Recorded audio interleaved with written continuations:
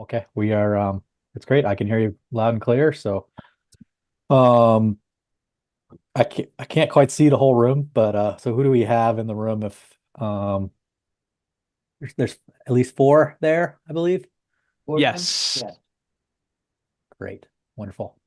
Um okay, great. So we are gonna call this October 20th regular meeting of the DRB to order. And we'll start by introducing the board members. Just go first. I'm Rob Goodwin. I'm the chair. I'm remotely here. Had to travel out of town abruptly to not be there in person. And Catherine is also remotely, so I'll turn it over to her. Thanks, Rob. I'm Catherine Burgess, Vice Chair, also remote, although just around the corner, unable to come in tonight with childcare. I will pass it off to another board member. I see Alex is online. And I'm in person. Oh, you're in person. Great. I'm in person, Alex Halas, board member. To my left. I'm Elvira Dina, new board member. This is my second meeting. Joe Kiernan, board member. Bill Jolly, board member. Mike Miller, I will be staff tonight. And Meredith is here as well. She will be. Wonderful. Thank you all very much for being here this evening. And can we just get acknowledgement? I can't see that the appellate is in the room. Yes. Okay. And we have a representative of the owner or permittee. Yes. Wonderful. All right. So Mike is going to do the remote meeting procedures, and then we will get started with our agenda. Do you have the script? Okay. Meredith can do that, I guess, too.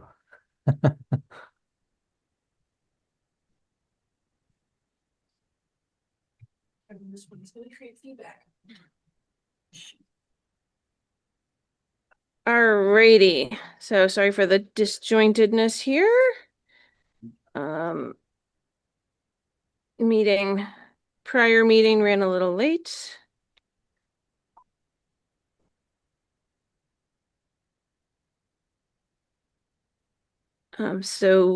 Just for people in the room or anybody online who isn't familiar, Meredith Crandall, I am the normally the staff for this, but as the person who issued the permit, the official that issued the permit that's under discussion tonight, I am just doing administrative staff stuff, not the full meeting staff. Okay, so I'm going to share my screen. The stuff on the screen is more for people who might be watching tonight's meeting via ORCA Media. And then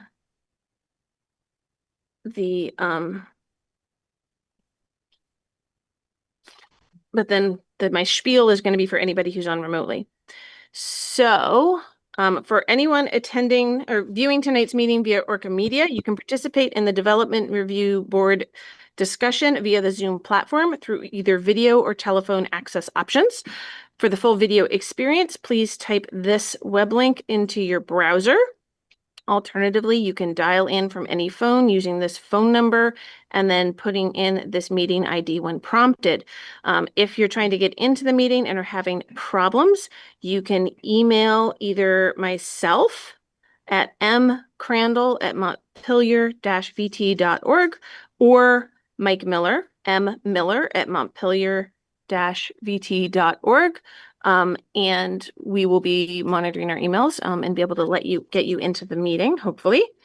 For those attending via Zoom, turning your video on is optional. For everyone attending remotely, please keep your microphone on mute when you are not speaking. This helps reduce background noise. And note that the Zoom chat function should only be used for troubleshooting or logistics questions. Substantive questions or comments about an item on the agenda should be made verbally. If you have one of these questions or comments and wish to speak, please raise your hand. And this is both on remotely or here in the room. And the chair will call on you to speak, or if you're here in the room, to come up to the microphone to speak. And when you do speak or come up to the microphone to do so, please make sure to state your name and address for the record. In the event the public is unable to access tonight's meeting, and people are definitely here in the audience, but if somebody's trying to access remotely and can't get in, then the meeting would need to be continued to a time and place certain. I'll now hand the meeting back over to the chair. Thank you, Meredith. Okay, can I get a approval of the agenda? So moved. Seconded. A motion by Alex, I believe, second by Joe. All those in favor of approving the agenda, say aye. Aye. Aye. Aye. The nays? Seeing none, we have an agenda for the meeting. Thank you all very much. Okay, well, obviously, comments from the chair here. We have, two of our chair, our vice chair are remote. So we have a little bit of a logistical exercise this evening to make this meeting run smoothly. So I would just ask everybody with their cooperation and allowing us to do that. I think this can get to be, messy real quick if we have a lot of people talking over each other and going back and forth. It just might not work out at all. We're here to hear what people have to say that's pertinent to the application. And we're going to hear one person at a time and just wait until you're acknowledged and called upon before you start speaking. And if you feel like you haven't been noticed when you try to speak, just make sure you get the staff's attention and they will, inform us to get you on a list to get in line to speak, because we can't necessarily see everything that's going on in the room right now. So I thank you for your patience. And with that, we will move on to our one appeal of an application of the evening, which is 116 Town Hill Road. Process here, we're going to call anybody that is wishing to speak on this application up, or at least to acknowledge that they need to be sworn in. So if you want to be speaking this evening, that would refer to at least probably the owner and the appellant and any member of the public that wishes to provide testimony this evening. We need you to acknowledge that you need to be sworn in. And I will start that. Can't see it all in the room. If staff wants to just acknowledge when folks are ready. So anybody in the room, if you think you might speak tonight, raise your hand. It may as well be your right hand, because that's the hand you're going to have to raise to get sworn in. And reminder for board members that Do we have a quick list of the names just so we know who's? Well, we have the two Jameses. Okay. I'm sorry, I don't know your name. Christina. Okay. And the gentleman in the back? John Grenier. Okay. And anybody online can turn your video on if you need to wave your hand. Okay. All right. So, Rob, you can move forward with swearing them in. Thank you. So all those interested in providing testimony in this application, would you please raise your right hand to be sworn in as a witness? Do you solemnly swear or affirm that the testimony you are about to give is the truth, the whole truth, and nothing but the truth under the pains and penalties of perjury? All right. Thank you. Great. So we're gonna have a process here, it's gonna start with the Director of Planning, Mike, giving a summary of the matter before us, the procedural status of it, and sort of the scope of what we're doing. Then I believe we will have the appellant go first. Does that make sense, Mike? All right. So the appellant can come up to the microphone while Mike gets started doing the summary. All right, so everybody should have received, good evening, everyone. My name is Mike Miller. I'm the planning director. So this is kind of a unique opportunity. This doesn't happen too often that we get appeals. And in an appeal, what we do at the city is, because Meredith is the defendant in the case, because she wrote the initial decision that is being appealed, she steps aside and I step in as the planning director to go and staff the meeting.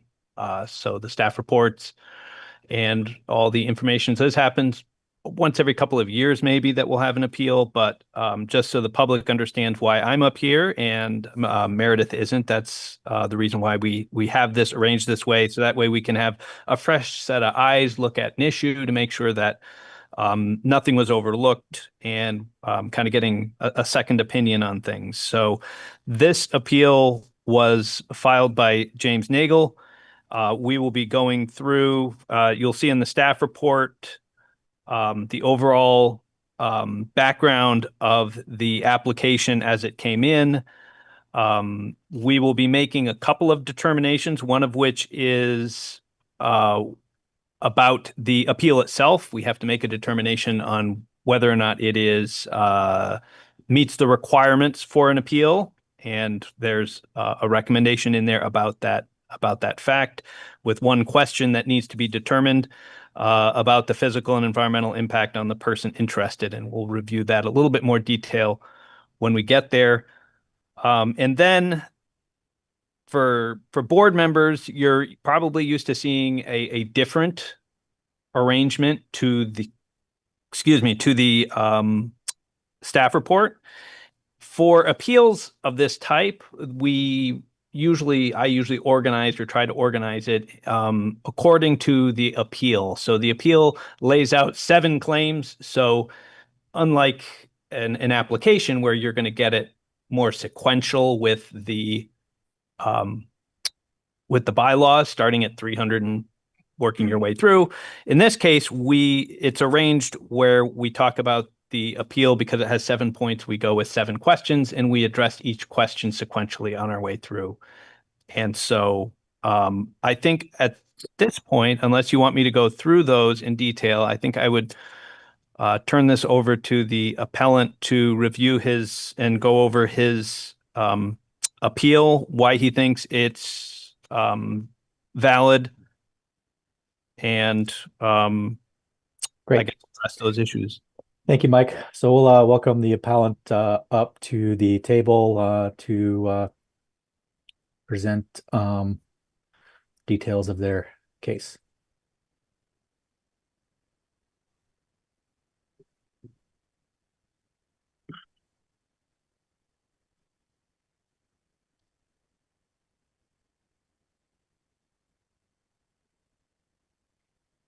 There's a quick question while he's getting set up. Well, it's may not quick.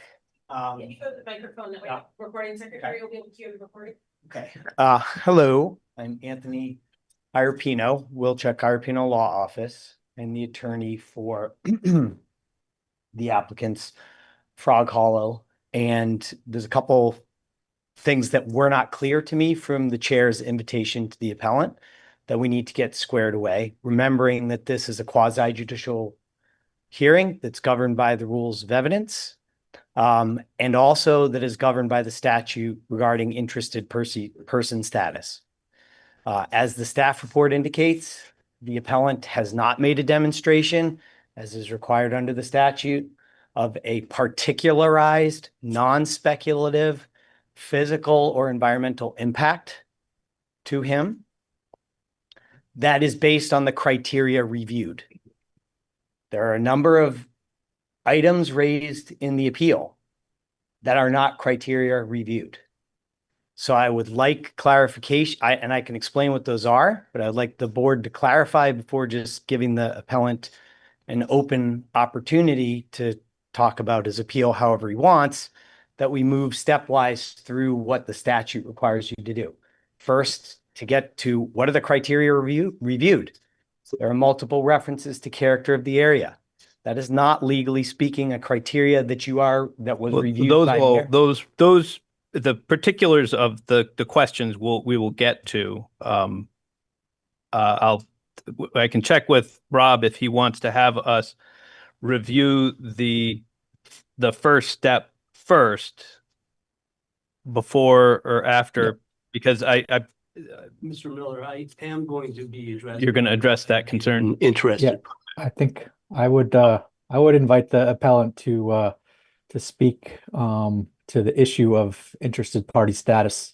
We will pause, the board will discuss. We'll allow some more comments from the owner or you yourself, Anthony. And then we can move on from there, going through the specific issues, and if that would suffice. Very good. Okay, it makes sense. Rob we'll start with the demonstration of impact, and then we'll resolve that, and then we'll have you present your 6 cases afterwards. Thank you. Thank you for entertaining my appeal. I'm James Nagel. I'm at 227 Leapfrog Hollow in Montpelier. That is across the street and down the hill a bit from the property in question today, which is 116 Town Hill Road. First, I want to thank Meredith Crandall and her staff for putting these materials together for tonight's hearing. They're both detailed and thorough, and I appreciate that. One issue that did come up in the summary was whether or not I was an interested person. And I can say that I own property at 227 Leapfrog Hollow, which is across the street from 116 Town Hill Road. So I am in the immediate neighborhood since I do live across the street. And I am physically and will be physically and environmentally adversely impacted by the development of this quadplex. It will cause increased traffic created by this particular construction project and the subsequent residents that would be living in this quadplex. In addition, there will be storm runoff from this property. That will increase substantially because of the size of the quadplex and the adjoining parking lot. This water runs over and down Town Hill Road to Blanchard Brook, which runs through my property. When there is stormwater runoff, whether it's contributed by this particular property or others, it creates enormous erosion on my property. Both trees have fallen down in the past and will continue to do so because of the increased additional stormwater, and soil erosion happens on a daily basis whenever it is raining, especially on a day like today. I believe I'm an injured party and will be further an injured party while the construction of 116 Town Hill Road commences and continues, and thereafter when the quadplex and its associated parking lot is complete.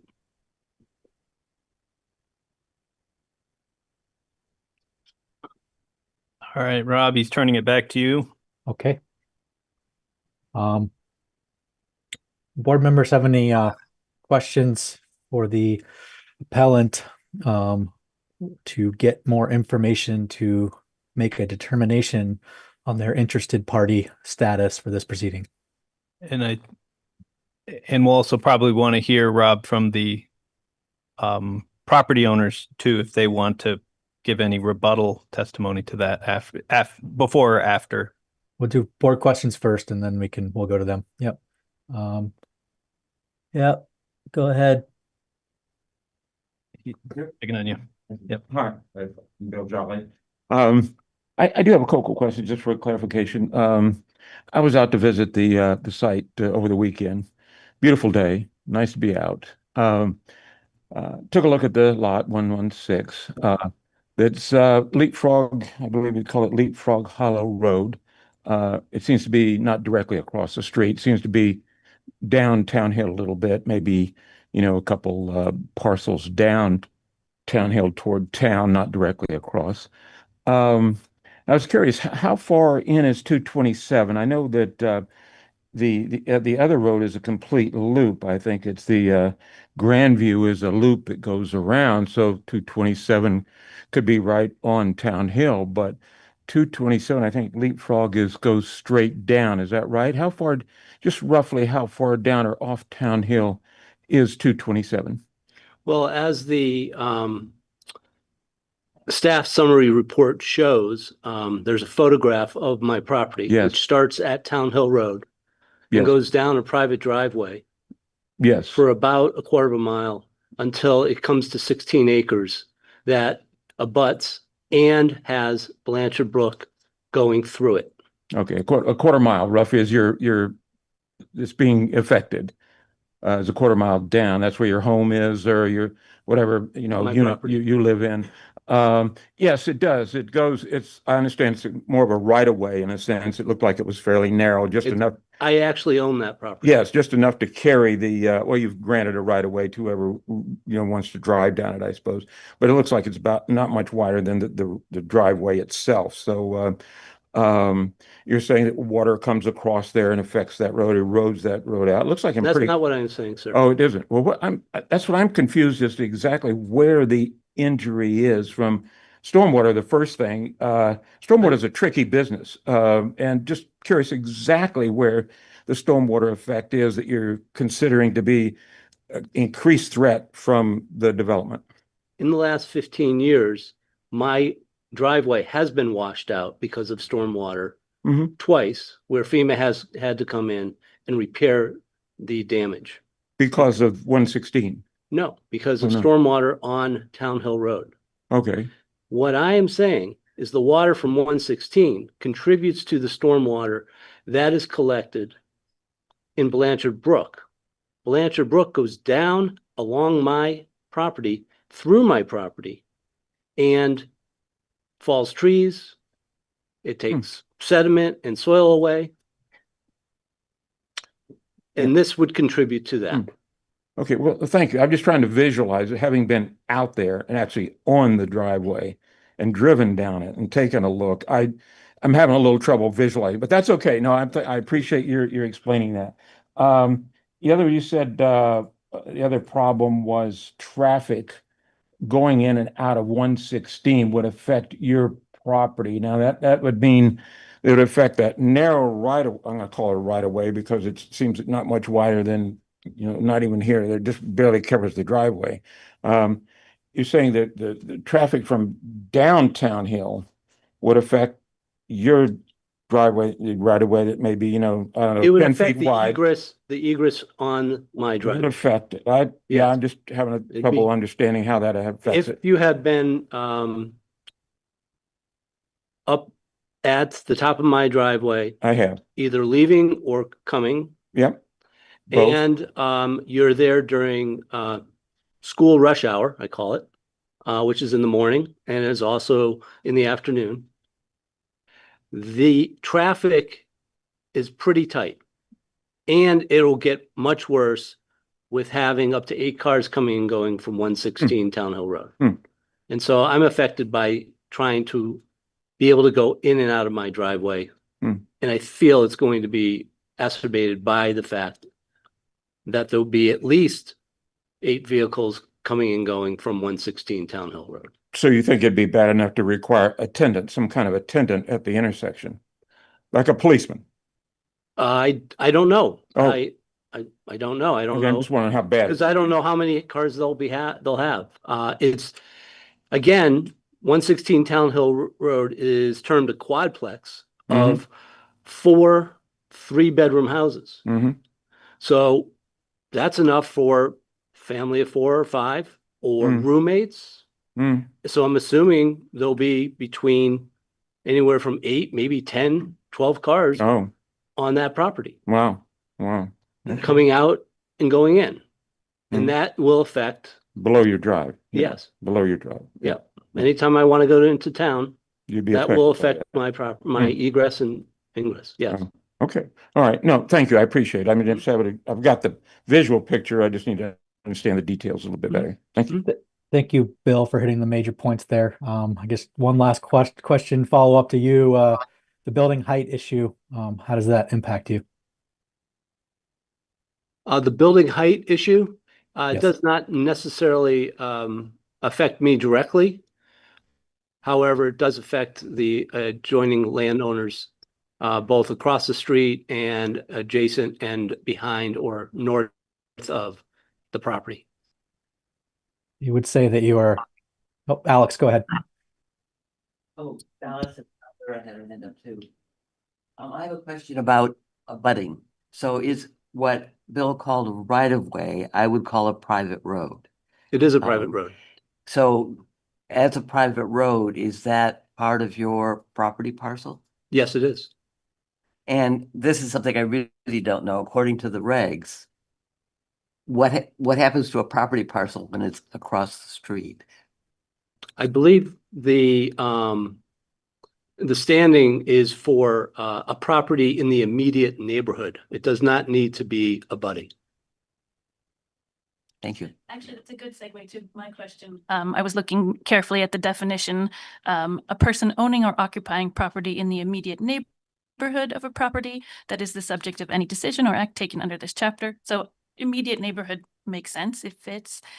Who can demonstrate a physical or environmental impact. You've spoken to your concerns there, but then there's an and who alleges that the decision or act, if confirmed, will not be in accord with the policies, purposes, and terms of the plan or bylaw of that municipality. So this was the clause that I was interested in exploring, is the and, because by my understanding of this definition, if we're setting out what is an interested person, there would need to be a claim both of physical or environmental impact and a violation of the policies, purposes, and terms, if that's accurate. Yeah, and that goes to the second half. Okay. Mr. Nagel's six or seven Thank points you. that he has. Those So maybe that we can. Yes, Turn to those are there. those are the and who alleges, and he alleges the acts will not be in accord. Okay, thank you. So Right. Joe or Catherine, did you have anything to say? Just checking.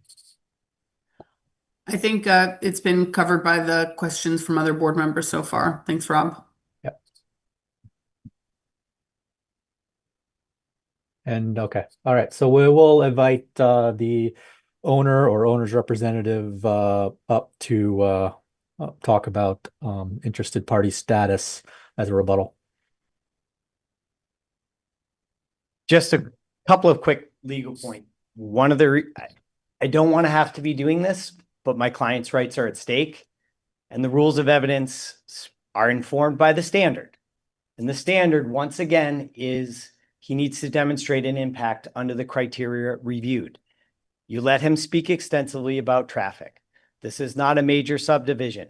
This is not a conditional use. Traffic standard is not one of the standards that is reviewed. And so we need to make sure that the evidence is aligning with the standards reviewed. Those are the rules. That's how your planning commission is chosen to write the zoning. It could have had traffic and safety applicable to this kind of small scale quadplex development. It didn't. So we need to make sure that we're talking about the issues that are actually reviewed under the permit. Same thing about character of the area. That is not an issue that is reviewed by Meredith. This is an appeal from her decision based on the standards she applied. So I do think it makes sense before we have a whole lot of, I'd like everyone to go home on time, and I'd like to keep the hearing limited to the issues that are legally in front of you.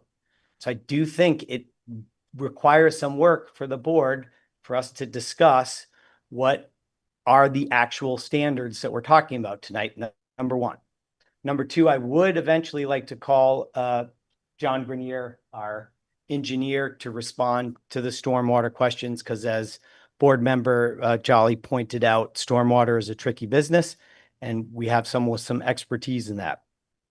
Number three, on the height piece, I think you will find the applicant the appellant just conceded there's no direct impact on him.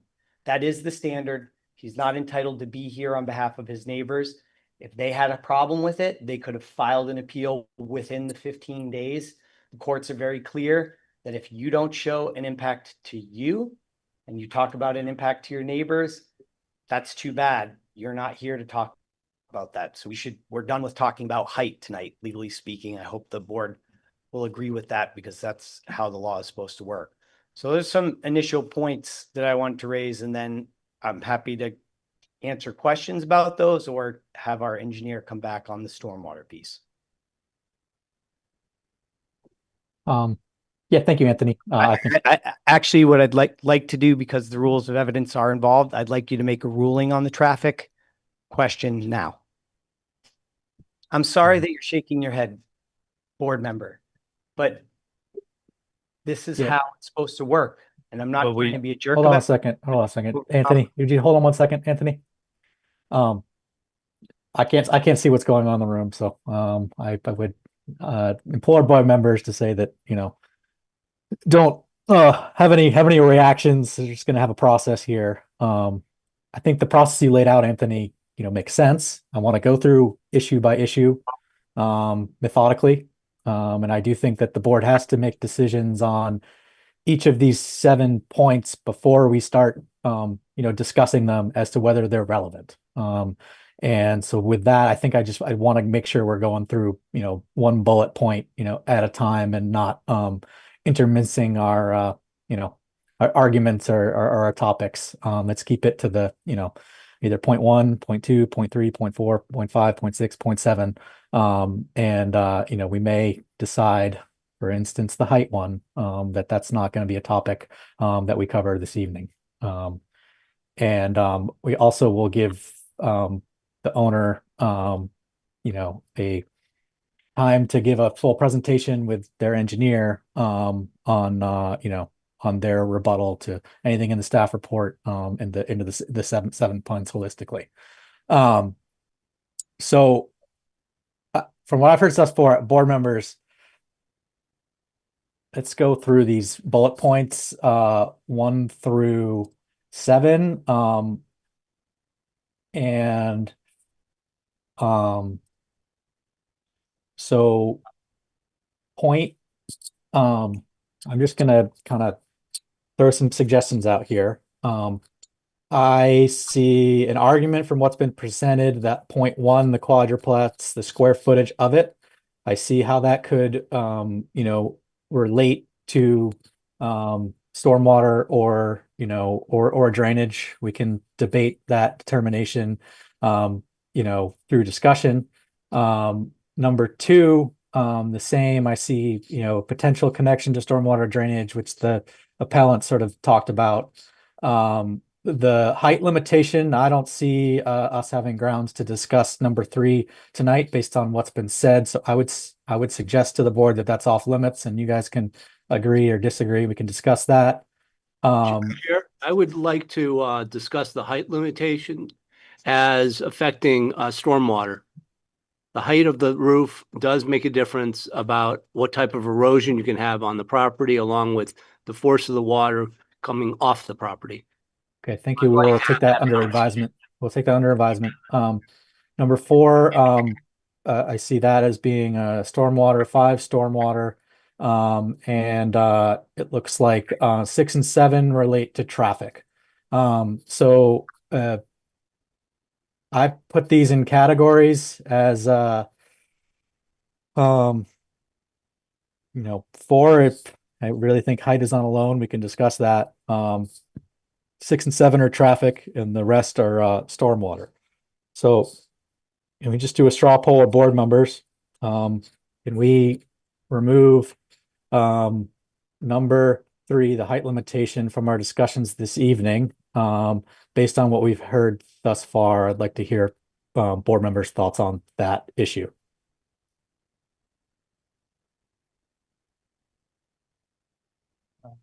Does the appellant have interested, you know, party status for the height limitation bullet point?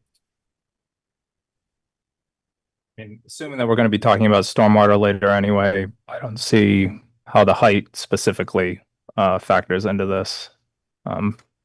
Any concerns that the appellant has over stormwater can be covered when we talk about those relevant items.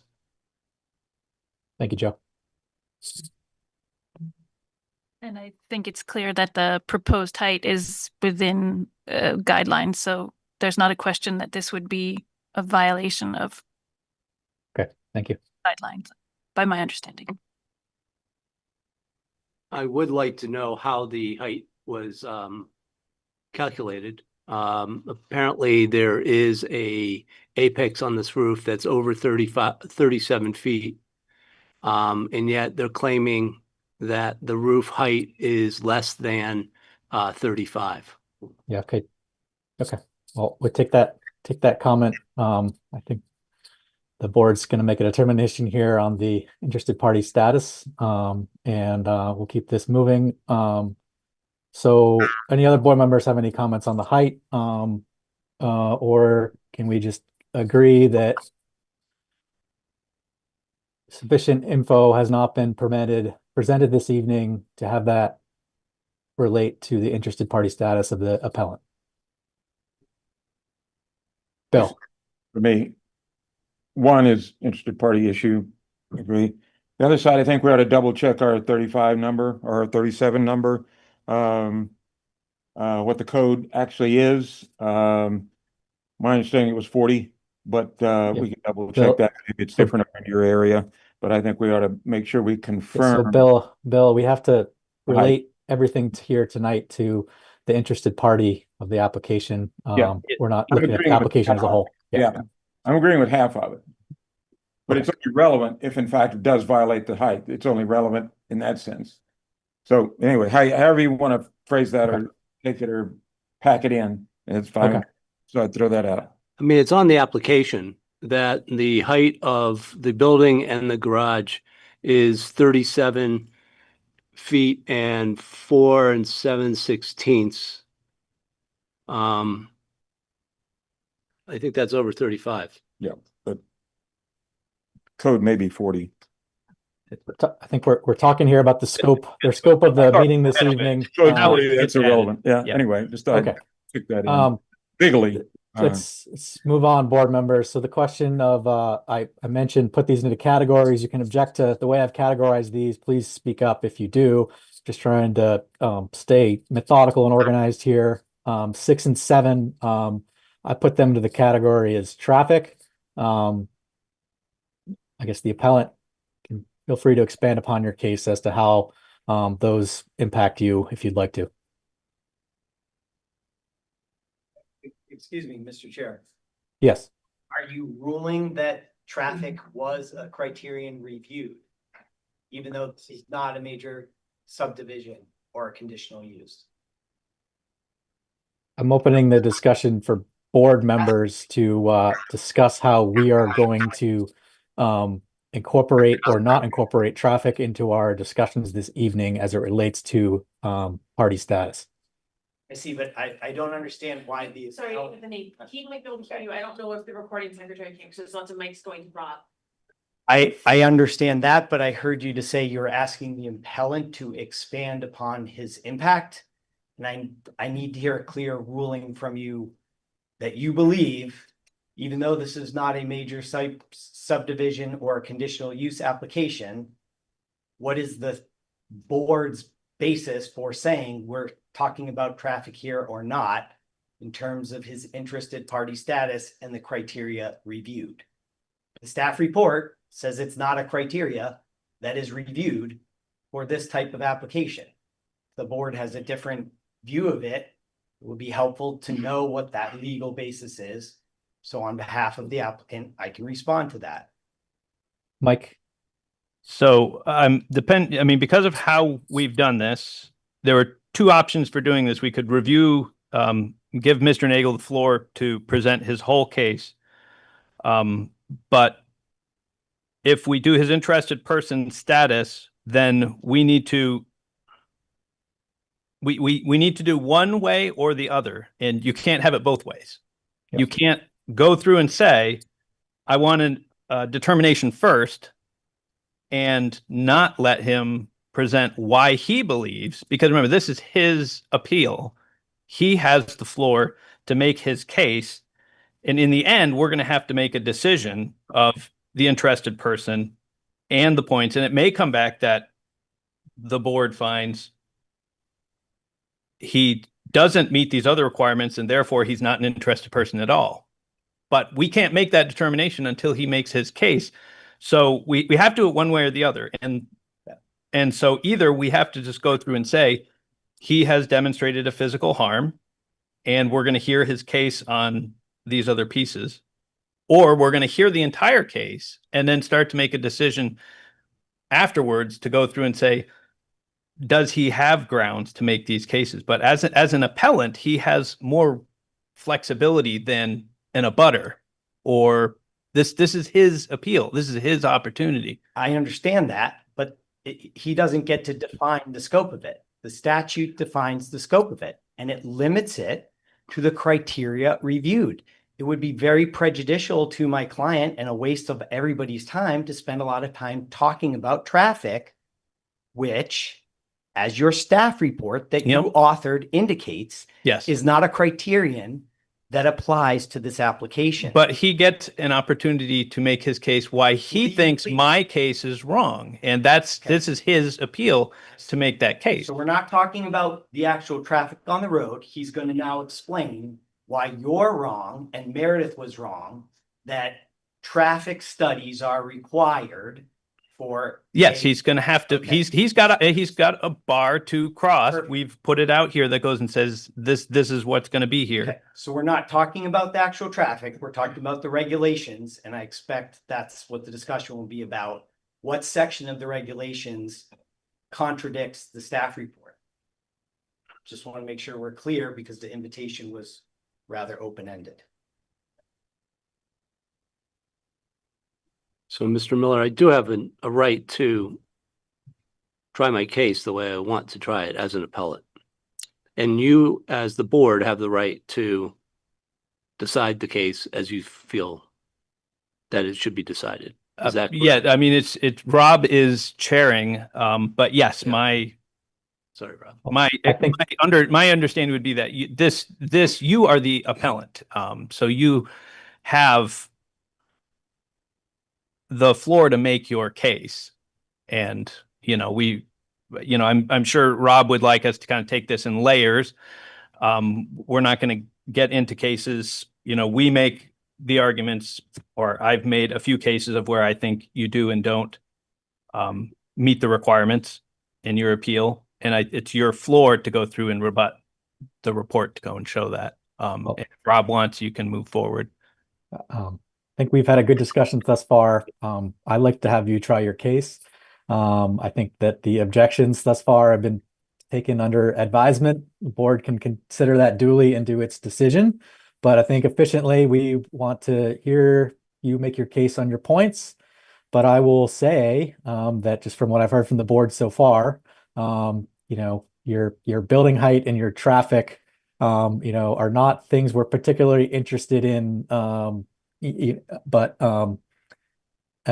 drainage may be something that would have a little bit more weight with a serious consideration from the board. But it's your time, your floor to make your case the way you want, and we will stop you if we feel this is going astray. And we will give the owner and applicant due time to may have a rebuttal and submit their evidence after you state your case. So, Rob, we have then made the determination that the appellant is an interested person. Let's make a clear determination on that, Joe. I think it's a good question. How would we best do this? I'd love some advice for procedural. We have to vote on this, as an intermediary, or how we want to do this. Yeah, I think the thought would be on this that, or my suggestion would be that we get more information from, because one of the cases that's being made is that it has to do with demonstrating physical or environmental impact on the person's interest under the criteria reviewed. And so the case that Mr. Mr. Moore is making is that if they're not relevant, then they're not under criteria reviewed, and therefore it disqualifies him as an interested person. But at the same time, we won't know that until we get the information. So I think we've got information there, and I think we just need to hear more about the appeal itself. And we will need to make that determination. But I think we have to have, if we find that traffic and the height aren't relevant, then those aren't environmental impacts under the criteria reviewed. And therefore that goes away. So I think we'd be premature about making a decision at this point on interested person. I think we need to hear more from the appellant, excuse me. So we're not making a ruling on the status, but we are allowing the meeting to continue to get more to then make a determination. Is that what you're saying, Mike? Yeah, I don't think it's black and white enough for us to make the call without at least hearing his claims. Could I just ask a question then? So he has 7 points here. They're not all different, but let's assume they are. Does he only have to prove that one of them is, gives him interested person status, and then he gets to argue all of them? Or I don't really understand how that works. Yeah, it's an interesting question. I mean, is it just that once you're in the door, you can argue whatever, or does it go down to this level of elimination of points? This is a relatively new piece of statute, so I have not heard of any, and I'm not an attorney, I have not heard of any case law that has actually been reviewed that kind of gets into that level of detail. So I think we have a certain amount of demonstration. Certainly if he was here with no way of meeting an interested person status, we could acknowledge that at the start. There's enough here to at least continue the review and ask the questions, and then make that determination once we have all the evidence in front of us. Okay. Thank you. Thanks for the context. Any objection to moving forward and making that determination later? For the record, I do object to the board considering irrelevant evidence. It makes an impact on the board to hear discussion that's not legally relevant, and it's not my job to come after and defend against information that's legally relevant. And I really feel that you have left the door open here in a way that's not actually helpful to all involved. I wish you'd be clearer. And I will, under the rules of evidence, which are part of your own rules that you have adopted and are required to abide by, if the conversation strays into criteria that were not reviewed or discussion that's not relevant, it will pop up. So you can do it however you want, but I have a client here who has tremendous rights at stake, and I want to make sure that the process respects those rights as is required by the law. Well, I invite the owner's representative and the owner to just come up and make the objections known to the record, and we'll move along if that's what we need going forward. So I'm happy to do that again. well, just as we move along, if he starts straying off, just say you object, so it's on the record on the record, and we will we'll move forward. Is that okay? Yep. Do you want me? So you want me to wait and see where things go? Is that right? Yes. Okay. But I would, Rob, just to keep things organized, I'm just trying to avoid having a situation where the attorney is going to talk over the appellant. We need to give the appellant his floor, then give the opportunity for the applicant to rebut. Okay, that's valid advice. Yes, thank you. All right, the appellant, the floor is yours to state your case on the issues that you put in your appeal. Thank you, Mr. Goodwin. Again, I'm James Nagel, and I own the property at 227 Leapfrog Hollow, which does abut Town Hill Road. I basically have set my appeal of the 7 claims into 3 areas of concern. First is stormwater and erosion, traffic and parking, and neighborhood character. And I will address each one of these areas individually. Stormwater and erosion. When the previous owner of 116 Town Hill Road attempted to excavate his property back in 2021, he hit a spring, which eroded the dirt walls of the evacuation site and prevented him from building and erecting a foundation. The report, the staff report, states that he abandoned the project at that time. What was happening was water was running off the property from the spring that was excavated and causing icing on Town Hill Road during the winter and water across the road during the fall and spring. Based on the fact that he could not stop the spring from having water run onto Town Hill Road, he subsequently abandoned his one family, 3-bedroom home at that time. This quadplex, during construction and then once developed, does not account for how it will handle the increased stormwater and subsequent erosion onto Town Hill Road and into Blanchard Brook. On heavy rain days such as today, the rainwater on this development will not be retained on the property. In fact, today, while I drove by 116 Town Hill Road at around 4 p.m. today, rainwater was flowing off the property. Now, this is a property that does not have any construction on it as we talk tonight.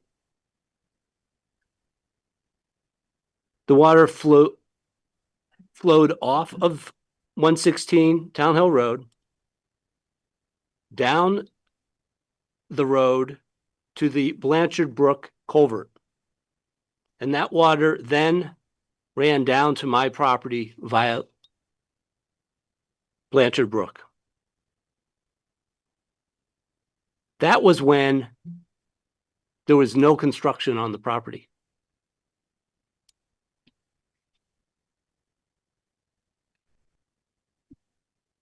The property owner is proposing a quadplex that is 30 feet deep, 40 feet high, and 80 feet wide, along with parking for at least 4 vehicles.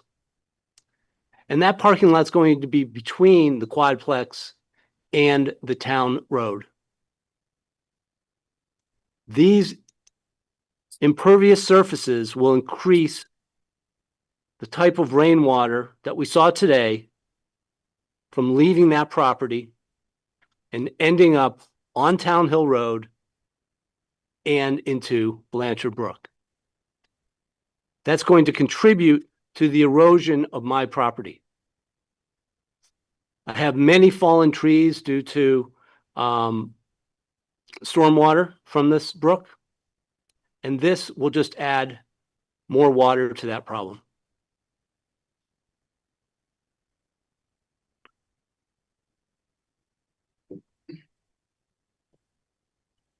In the application for the zoning permit, I did not see adequate strategies to prevent this rainwater from leaving the quadplex area and coming down Town Hill or going across Town Hill. My second concern, traffic and parking. The quadplex will increase traffic at the intersection of Town Hill Road and Main Street. The quadplex is going to have at least 8 vehicles coming and going from that development. And maybe even more, since these 4 units are all 3-bedroom dwellings. They may have residents who are roommates. They may have residents who are family members.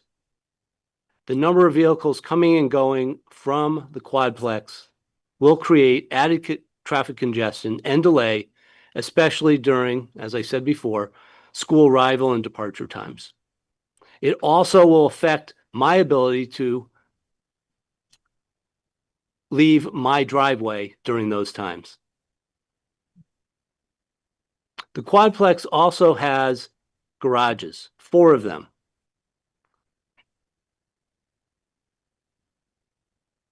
Which will accommodate 4 cars.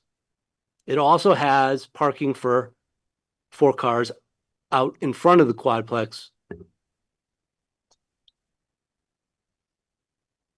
If future residents have more than 2 cars, where are they going to park? Are they going to park on Town Hill Road, which does not allow for parking? When they have guests that come to their homes, where are those cars going to park? Again, there's no parking on Town Hill Road. And my final part of my argument is simply this. The city has attempted to rule out neighborhood character as a reason for denial of a zoning permit, especially in the new zoning rules. I know they have been passed by council. I understand the rules. However, this quadplex is out of character from the neighborhood. The neighborhood is mostly 1-family houses, maybe 2 or 3 bedrooms, and it's fairly an aberration, to be quite frankly, to see a 4-unit, 3-bedroom dwelling on this part of Town Hill Road.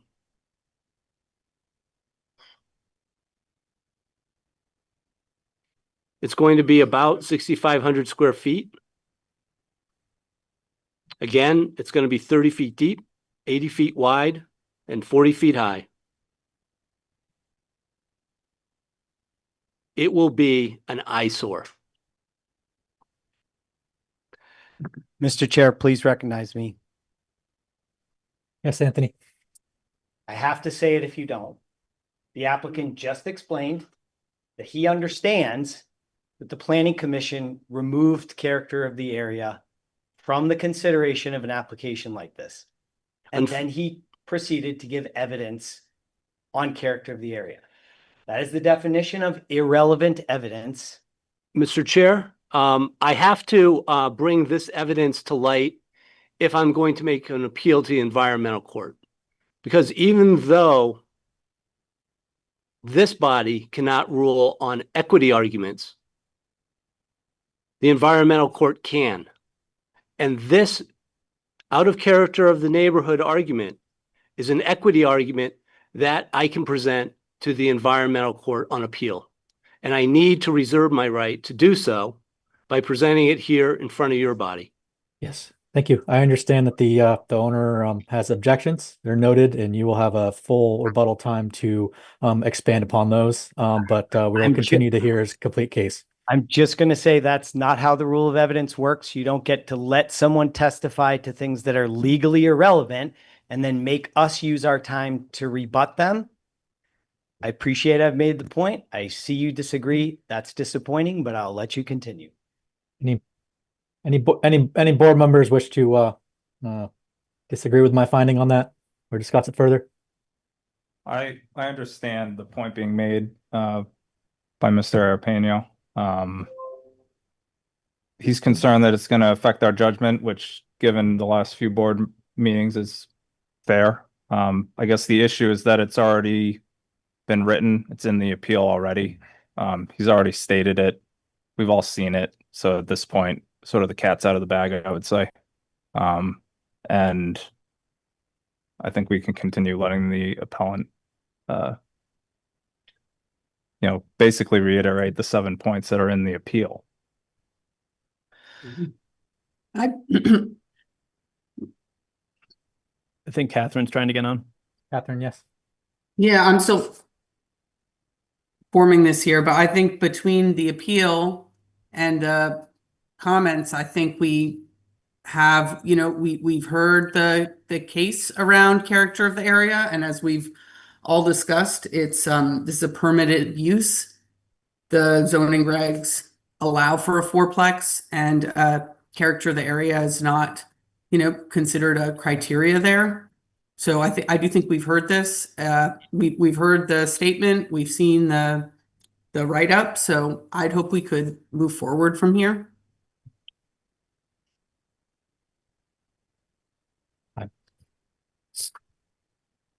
Can I ask, from the appellant, from my notes,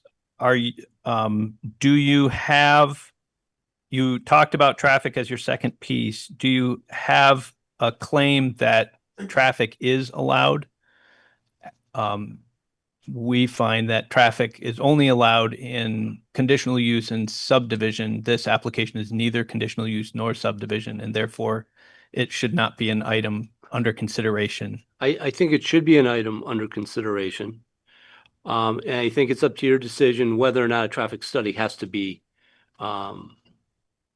created and looked at. There is going to be more traffic congestion. There will be delay. But for us, the board to consider it, it has to be in our regulations. And that's why it's in the staff report stating that the traffic is not relevant, because it's only relevant to conditional uses and subdivisions. This is neither a conditional use nor a subdivision, and therefore can't be considered. I understand what you're saying, but Okay. again, this is an equity argument.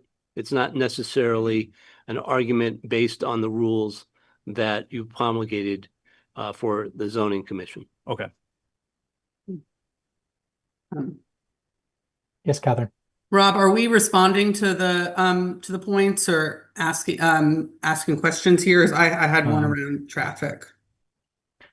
What would you like to do? Hey, I'll follow your lead here. I think that board members can respond if they want. My suggestion would be to allow for the full rebuttal before we get into cross-examination. Okay, thanks.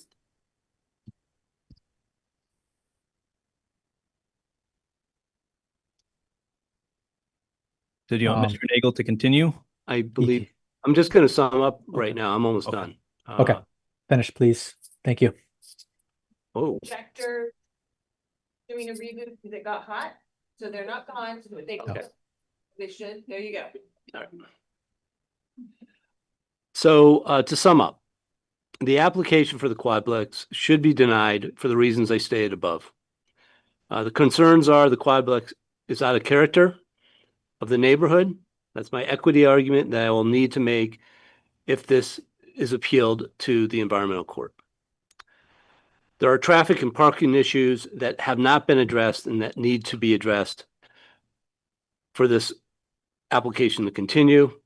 And there are stormwater and erosion issues that have not been addressed that need to be addressed if this particular petition continues. Thank you for your consideration. I appreciate it. Thank you very much. Now invite the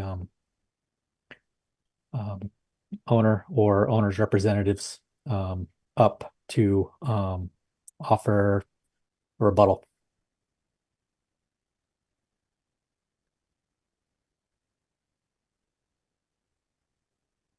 If needed, feel free to make use of both microphones right now. Okay. Yeah, I might. plug is what I need because the city council meeting was at 5. You make it? There Phil, is there one to your right? Is there an outlet? Oh, there's something here. Yeah, it looks like. Yeah, there's an outlet here. You want to just hand it over, we can. Yeah, there's an outlet right here. Yeah. You want?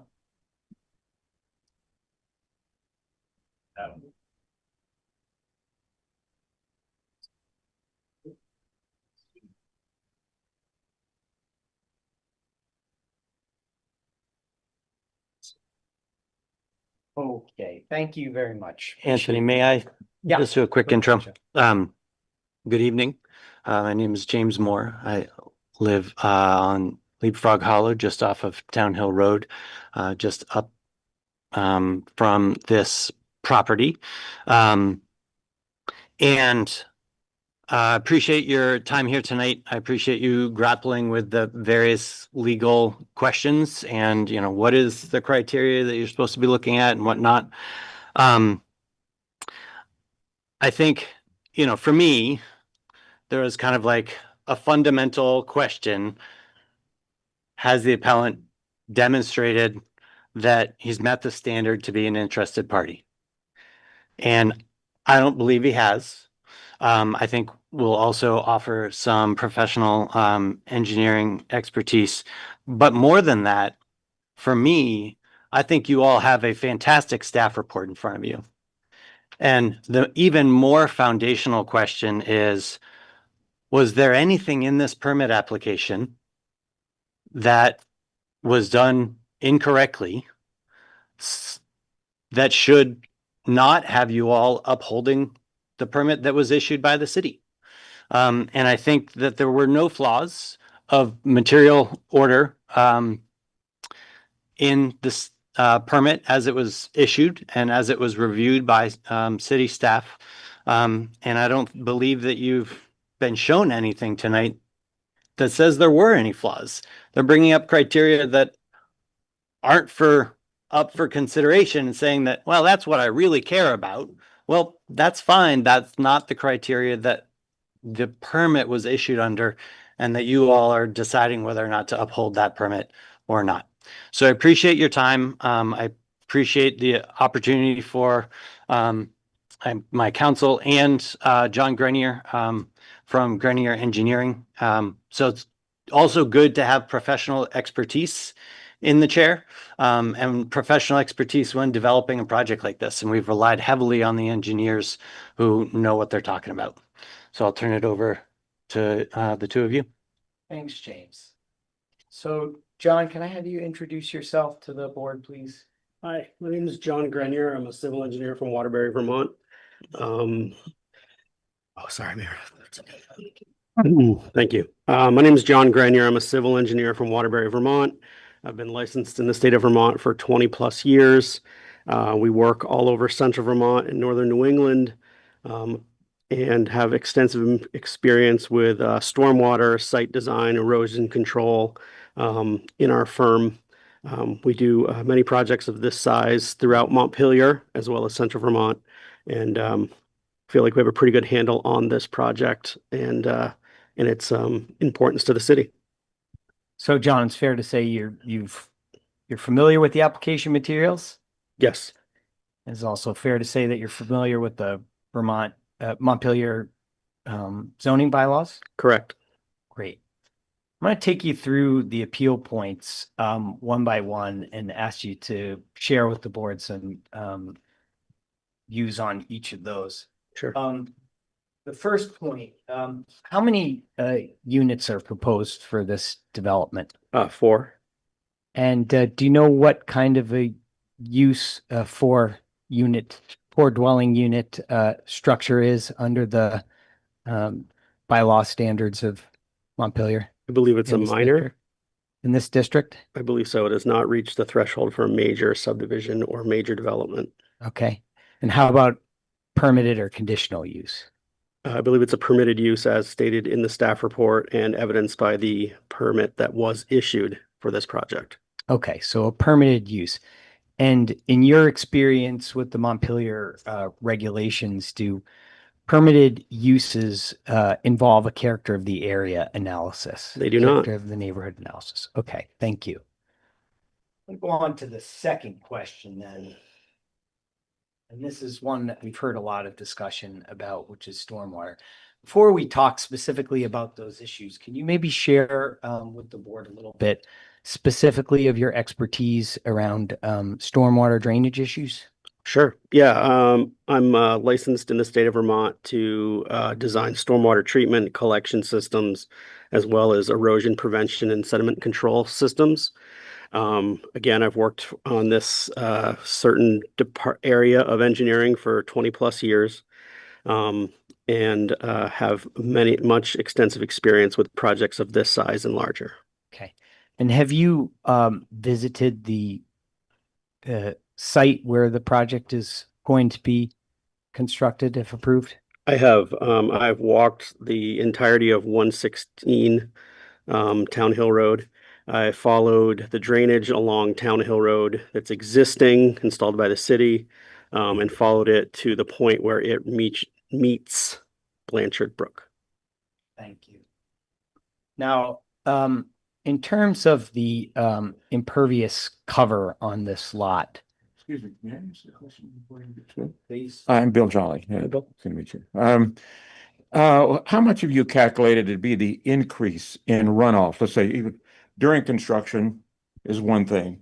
And then once you're full construction, what have you calculated to be the increase in runoff from the property onto Town Hill or even neighboring properties, or even, let's say, even across the street to the appellant's property? How much? Well, if I can give you a little explanation and then get to there, is that okay? It'll just take me a second. The number's fine. I do not have an increase in runoff calculated because it's basically unmeasurable. Unmeasurable. Low. Oh, it's so low that it's unmeasurable. Correct. This project, the whole lot is 0.43 acres. We're adding about 6,000 square feet of impervious. Yeah. Which is 0.14 acres. In the state of Vermont, you don't need a discharge permit if you do a project smaller than half an acre. So we're way below the state threshold for needing a stormwater discharge permit. Blanchard Brook at the confluence with this drainage coming off Town Hill Road is 450 acres. So our project contributes 0.03% new impervious to the drainage area. So de minimis, barely calculable, effectively zero is how I'd answer your question. That's what I wanted to hear from you. Thank you. You're welcome. Just one question for Mike staff. Do we need to certify him as an expert witness or no? Are you talking to me? No, I'm sorry. I'm sorry, Rob. We had a couple people talking at once, Rob. Yeah. Do we, as far as rules of evidence, I don't know where we fit it. I'm just going to ask the question: do we need to certify him as an expert witness? Don't know if we need to certify him as an expert. I will object to his testimony unless he's certified as an expert witness. So the rules of evidence identify somebody as an expert if by some combination of their education, professional training, and experience, they have a level of competence and understanding of the issues that goes beyond the general public's basic knowledge of the subject matter. Okay. I would submit that the decades of experience, the professional licensure that you've heard described qualifies Mr. Grenier as an expert in stormwater management, as well as development of this scale in central Vermont communities generally and in Montpelier specifically. I think that the chair would accept that. Any members from the board have anything different to say? No. And I, having asked the question, you can't make up numbers like that. Okay. Oh, great. Just want to get that out of the way. Thank you. Completely credible for me. Yeah. All right. Back to the owners and owners representatives. Well, I appreciate that because you went to where I was going next before that question. So, Mr. Grenier, you just referenced some numbers and about the very small percentage of impervious surface. The development would add to the watershed as a whole. What about to the parcel? What percentage of the parcel would be covered by new impervious surface? 34%, and the allowable in the zoning district is 40%.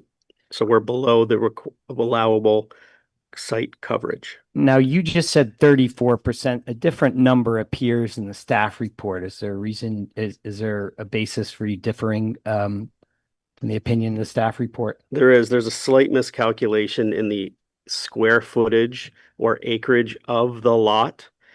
The official survey and our engineering calculations show that the actual area of the lot is 0.43 acres.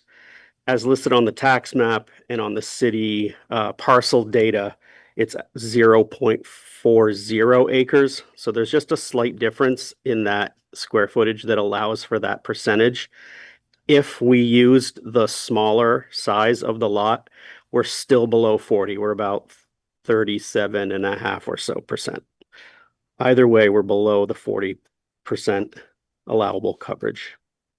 And can you explain, put that 40% and that we're below at 34%? Can you put that in a little context? Why does that number matter? I believe that's lot coverage is, I guess I don't know exactly what the city's thought process is besides setting 40, but in general, lot coverage is to help control stormwater discharge, erosion, etc. It's to leave part of the lot empty for natural grass to grow, trees, etc. In this zone, while not in the downtown city where you cover a lot with almost entirely with building and parking lot, etc., there's more of a rural feel on Town Hill Road. And so the zoning bylaws control the amount of the lot you can cover with an impervious surface, which is a parking lot, a roof, something of that nature. Yeah, I'm just going to add a little bit to that. It's not an absolute prohibition on the lot coverage. It's a threshold for when a professional stormwater management plan. Oh no, Meredith. Okay. Sorry, Anthony, you're mixing up two different things. Okay. There's the max coverage, and then there is a stormwater threshold, which is different. It's a different specific number. Okay. And that's in the staff report. Okay. And are you familiar with that number? I would need to look through the staff report. I don't have it off the top of my head. Look for it. Or which number are you looking for? The The impervious cover or the erosion control numbers? So the maximum coverage limit, and then there's also the, I'm sorry. Coverage. Let me ask some other questions. If you turn your attention to page 6 of the staff report. Page 6. Yeah. Okay. And look at the information in red. So first of all, the staff report indicates that the parcel in question is outside of the combined sewer area. Is that your understanding? I believe that is correct. And it also indicates that there is a bright line trigger for when a professional stormwater management plan is required for a lot. I see. That? Yeah, I do. Are you Thank familiar you. with that? I am. Okay. Did you prepare a professional stormwater management plan for this project? We did not, Okay. And why didn't you do that? because we are well below the threshold of 10,000 square feet. Okay. So you're about 3,500 square feet below. Is that Yeah, about we're right? in about 6,500-ish. Now, that goes to the question of whether the application should be approved or not. But we also have on the table the question of the appellant's interested party status. And one of the issues that he raised was the impact of runoff. And I think you've spoken to that a little bit in terms of the minuscule amount that the surface area contributes. But can you say more about, regardless of the regulations requirement for a professional stormwater plan, Can you say more about what considerations you've taken into account for stormwater when it comes to the site? Yeah, absolutely. And you bring up a good point. Like, there are zoning thresholds for stormwater in the city of Montpelier, and there are state requirements. We are well below either threshold, but it doesn't negate the responsibility of a professional engineer to provide a safe site and a well thought out and a well planned site. In this site, we have the fortunate ability, we are in still of a city feel, and there is infrastructure to control and deliver stormwater safely from a site, whether it's Town Hill Road or the properties along Town Hill Road. On this particular site, we have a really well-defined ditch swale that follows Town Hill Road. There are multiple culvert crossings that are of adequate capacity for the flow. I walked and checked and looked to make sure the ends were open and nothing was buried. And the water crosses Town Hill Road that's in those ditches through a large culvert with a concrete head wall and discharges it into Blanchard Brook. You talk about erosion too, or just stormwater? Yes, please. Yeah. All right. So the other effect of the site is some testimony was made about past projects and left open. An abandoned site without proper grading and control of open soil is going to erode. Our project will control erosion during construction. That's the most critical time.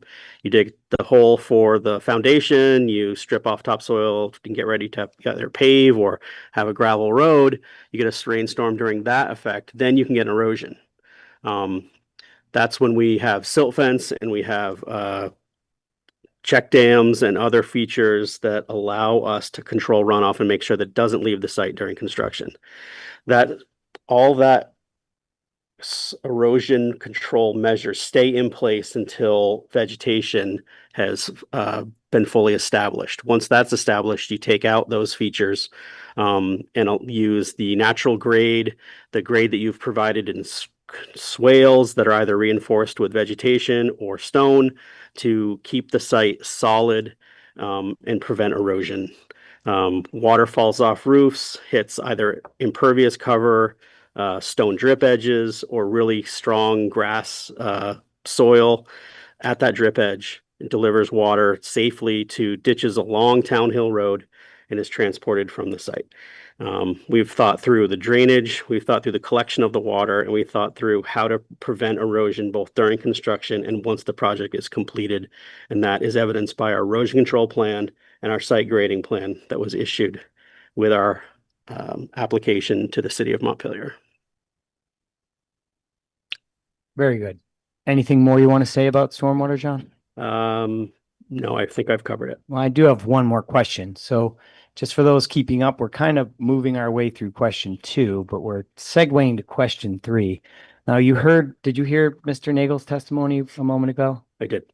So you heard him testify that he is not directly affected by the height. And when I pointed that out, he did backtrack and try to bootstrap questions about height into the stormwater. So as a qualified expert witness, I'd like to ask you, Mr. Grenier, does the height of this building contribute to the amount of runoff that it sends downstream? It does not. Okay. Can you elaborate on that? Impervious surface is impervious surface. Could water dropped from a higher surface create erosion on raw ground? Maybe. If it wasn't adequately covered or controlled, possibly, but that's a pretty big conjecture. As I've previously stated, this site has been thought through with safe and controlled stormwater conveyance and prevention of erosion. Thank you, Mr. Rick. Now, turning to the question of height specifically, and I will remind the board that it is the applicant's legal position that the appellant is not an interested party by his own admission on this criterion. But since that horse has been allowed out of the barn, we're going to try and put a saddle on it. Can you explain, Mr. Grenier, how the height of the building was calculated? Yes, absolutely.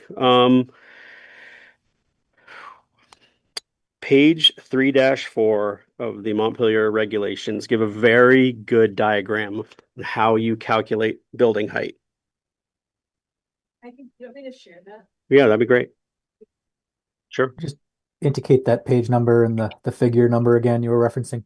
Yep, page 3-4, figure 3-03, illustrated building dimension standards.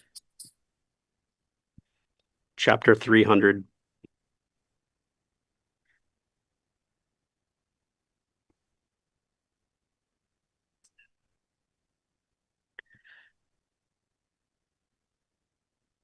And the figure, yep.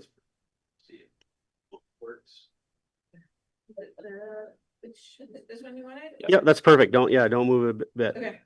On the figure on the right with the kind of brownish tan colored cut through of a building shows exactly. Should zoom in. Yep, shows exactly the situation we have in hand here. A building on a sloping site has different ground elevations on the front and the back of the building. So if you like that Ask AI assistant, can you get that to go away? Yeah, I know. I have the same thing. No, it's fine. So what you do is you take the average or the midpoint of the building between the higher backyard or in the lower front yard or whatever you're looking at, and then you measure to the peak of the building. If you do that in our case, that comes to 33 feet. The height requirement or the maximum height requirement in this zone is 35. So we have accurately represented per the zoning diagram and the rules in the municipal standards that our building is below the maximum building height. And that's called out in staff. That's called out in the staff report. It's shown on architectural cut-throughs of the building that were provided with the application. Feels like we've documented it as well as we can and accurately based on how measurements are done in the city of Montpelier. Thank you. Yeah, thank you, Mike. So, question 4 is another question about plans not accounting for the actual development of the 40% impervious surface limitation, and the staff report helpfully says, see response to question 2, and I will say the same thing. Please keep in mind the testimony of Mr. Grenier about those issues, because unless you have anything more to say about that, Mr. Grenier, I believe that was a quite comprehensive assessment of impervious surface and stormwater. I do not. And question 5 is about erosion prevention and control. And again, I would say covered that, but one last chance to say anything about that. No, I'll just rest on the plan we submitted and also the report provided to you by the zoning administrator. In a second, catch up. We're almost at the end of our questions. But my thing keeps jumping around. So just to be clear, are you aware that the zoning regulations require standard across the board erosion prevention and sediment control practices for all development, regardless of the threshold? I believe that's correct. Okay. And is it your testimony then that the erosion prevention and sediment control measures that you outlined when you were talking a few moments ago is consistent with the minimum required generally applicable standards for erosion prevention and sediment control? I would say they'd meet or exceed the minimum. Okay, meet or exceed, is that what you said? Correct. Thank you. Okay, so we're almost there, and I really appreciate everyone's patience.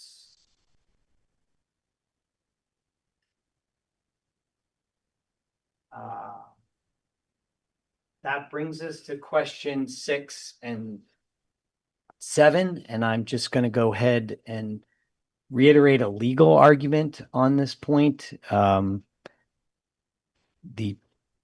regulations are what they are. They allow you to consider what they allow you to consider, and they have taken some issues off the table because of the planning commission, whose role it is and whose authority has been given by the city council, the elected representatives, and whose decisions are reviewed by the elected representatives after every member of the public gets a chance to comment at the planning commission and gets to comment again at the city council before the zoning regs are adopted, have set a threshold.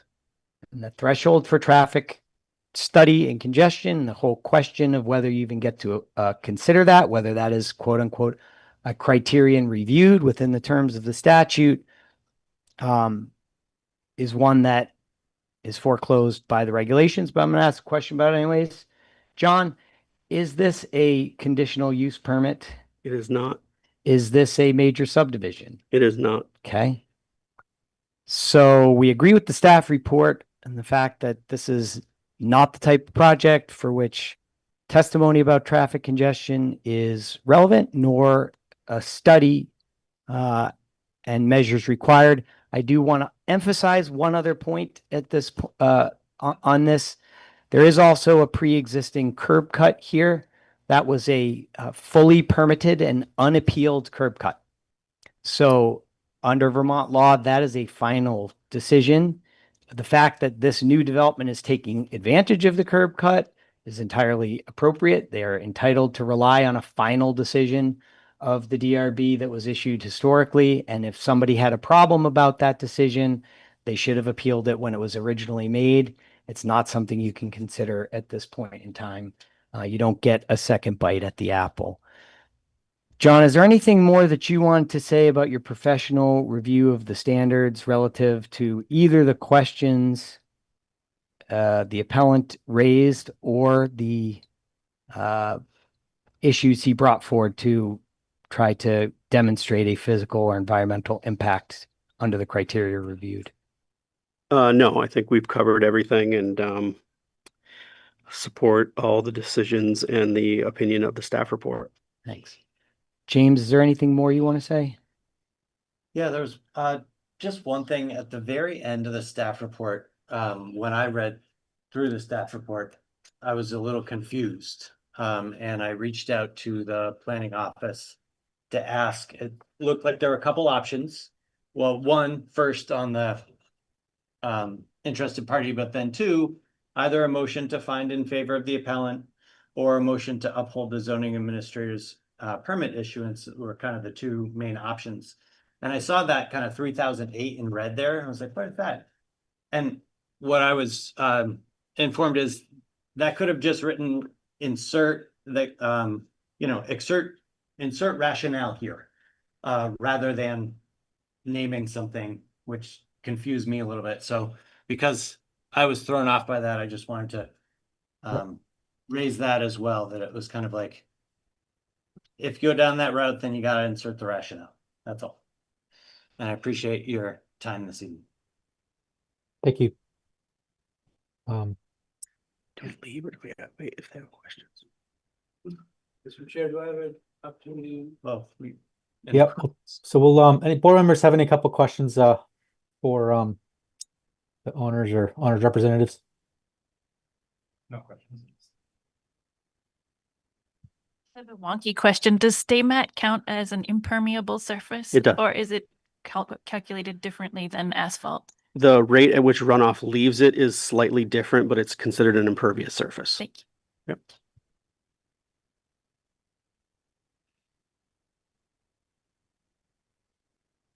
Mr. Chair, can I ask Yes. this, You should direct questions to the chair, Yep. and not to the applicant. so in the staff report, and I'm gonna get to, it's page 8. And it has to do with section 3007D. I'm sorry, 3008D, which talks about professional erosion control. And in the report,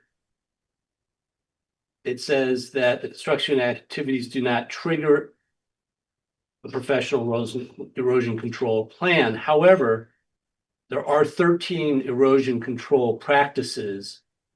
And I'd like to ask the witness if he can go through each one of those 13 to state whether or not he has done those practices for this particular project. Okay. I can he can answer that if the board the chair gives permission to answer that. Joe has a question. I mean, these are all things that need to be done during construction, and you just ask if he's done them. He can't do them If he until. plan to do them. I'll also state that these are standard practices for just about every project. Correct. This is like boilerplate stuff. Correct. I understand that. And in the report, it says if he doesn't follow these, he will be in violation of his of the. That is correct. If he doesn't Utility permit. follow them, he would be in violation, but this is something that would happen in the future. And if he doesn't follow them, that would be when he is in violation. We can't find him in violation of them now.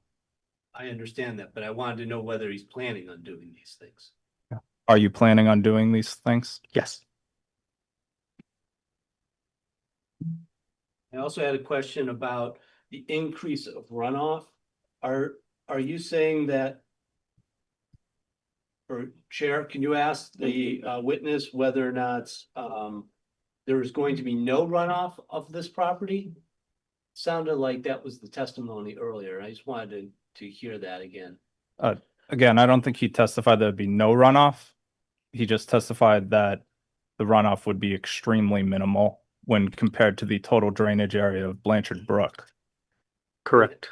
And would the runoff be increased But- based on the impervious surfaces that will be planned and constructed?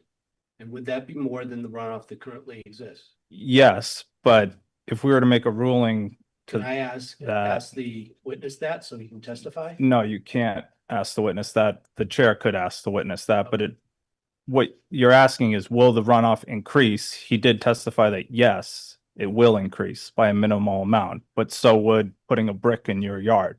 That would increase the total amount of impervious surface in your yard. So And then I would ask, what would be the increase based on the plans for the impervious surfaces that are currently being planned for this particular lot?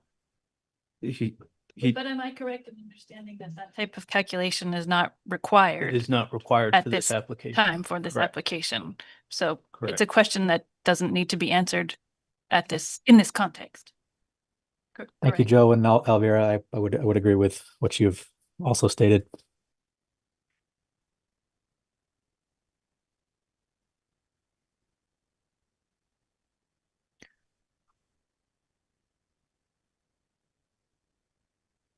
I have no further questions. Thank you. So Rob, I just want to remind you, we did have one other person that had asked to be able to testify. I just have Okay. Christina. Do Okay. we have Yeah, I her? recognize any additional people to come up to the microphone one at a time to testify. Just keep in mind about the conversations we've had about the scope of our discussions this evening and try and stay within that. Can I ask what the basis for this is? This person finally filed an appeal? It's my understanding that this is a public meeting and public comment is allowed on the application. I do ask staff to back me up on that. Quasi judicial proceeding. And it's quasi judicial. I don't know. The general, we would keep a narrow testimony, and they'd have to demonstrate some status of an abutter or. What would be the basis for that, Mr. Planning Director or Mr. Chair? Well, I like to default on the side of reason, and that the public has the right to comment within reason as long as it's brief. But if we need to get a professional or a more detailed ruling on that, we can. It would need to be on point to what's been appealed. We can't take anything new or different it has to be focused on, you can support the applicant or appellant, but we can't take anything outside of the scope of the appeal. Okay. Okay. Yes. Well, good evening. Thank you for letting me have a moment. My name is Christina Rohan. I'm a I recently purchased 80 Town Hill Road. And I guess I was very surprised by the fact that this size building was going to be put on the property next door. I knew nothing about it when I purchased the property. Have similar concerns in terms of traffic and parking. And I understand that the character of the neighborhood is not something that you consider, but I do think it impacts that. And it will significantly impact sort of the feel of my property having that large building next door. And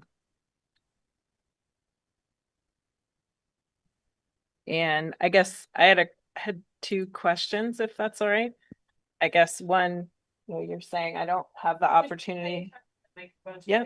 Sorry. That I don't have the opportunity to speak, but I was sent a letter in the mail telling me when this meeting was. So sort of what's the purpose of inviting people to come if we're not allowed to have some comment on what's happening?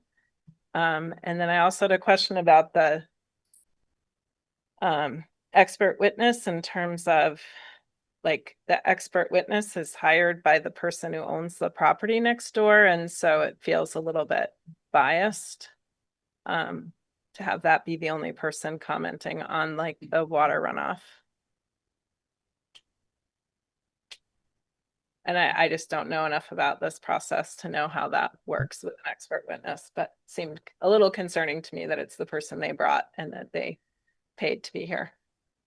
So yeah, you're correct that the letter you notice you got invites you to speak on the points of the appeal. As you just did, I think what you just said was seemingly adjoining with the appellant.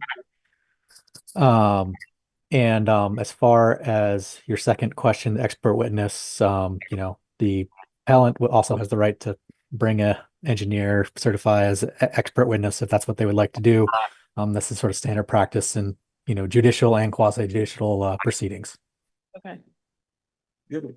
I can comment on that a little bit. I understand there's to be a zoning appeal notice that is posted on the property 15 days ahead of time or whatever it might be, but I believe there is I think it's on the road that maybe it goes up there. It says it's a big red Z. Yep. And that'll tell you that there's an appeal process that's going on. Right. And when you can attend or how you can get in touch and et cetera, et cetera.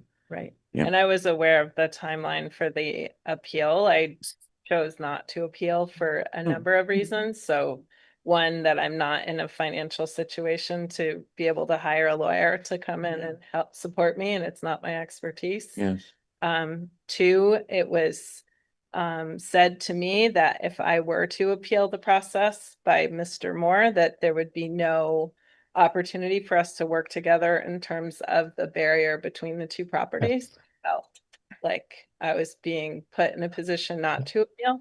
So okay. those. When did you know that was there to let you be aware of what's going on? Thanks. Uh-huh. All right. Thank you. Thank you very much. Okay, board members, any questions for the owner's representatives or the appellate? Does the appellate have any You have somebody who's not sworn in who would like an opportunity to comment. They came in late. Okay, we can swear them in if they would like to speak. Okay. So if you want to come up, Rob will swear you in. Hi, my Rob. name. Okay, Rob. Yep. Okay. So those interested in providing testimony on this application, which is just you, please raise your right hand to be sworn in as a witness. Do you solemnly swear and affirm that the testimony you're about to give is the truth, the whole truth, nothing but the truth under pains and penalties of perjury. Yep. Could you just state your name and your address? Samuel Bromley, 45 Easy Street. Okay. And you heard our let's talk about the scope. So the points that were mentioned in the appeal. So I feel like I'm an interested party. My parcel is on the north side of 116 Town Hill. I was the former owner of that piece of property. The owner before me was the individual who dug the hole. I purchased it from them and subsequently filled that hole in and added vegetation to the lot to try to mitigate any stormwater runoff that was there. I owned the piece of property for more than 2 years. And it was never brought to my attention that there was any runoff issues on the lot while I owned it. In terms of parking and well, I sold the lot to James Moore with the understanding that a multiplex building was going to be built there. Both my wife and I were in support of this plan and continue to be in support of this plan. I know that we're not really talking about character of neighborhood, but as a neighbor, I am excited about additional pieces of property and additional housing in our neighborhood. I think those are the pieces that I needed to say. Thank you. Thank you. Thank you.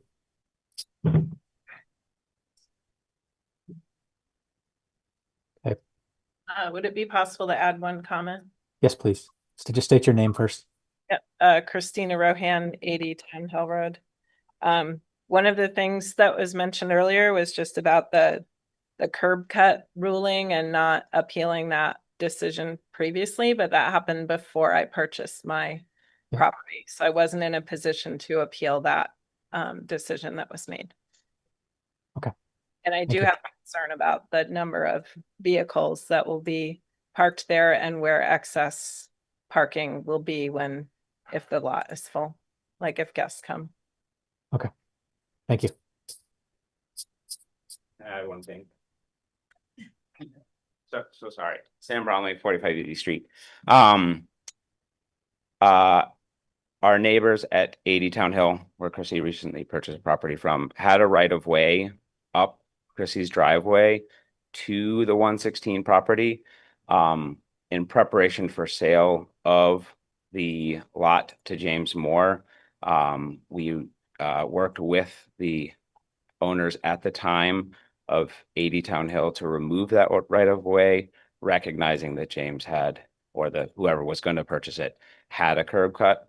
So we were trying to protect our neighbors at that time because they had a right of way on their piece of property, and we wanted to remove that. So whoever purchased that property, that was was not a piece that needed to be factored into the decision. We wanted to make sure that the curb cut was sufficient enough to access that piece of property. Perfect. Thank you. Just instruct board members that rights of way and the curb cuts aren't really pertinent to this appeal. But I think I'll get the appellate any final words, then the board's going to kind of move into discussion mode and next steps.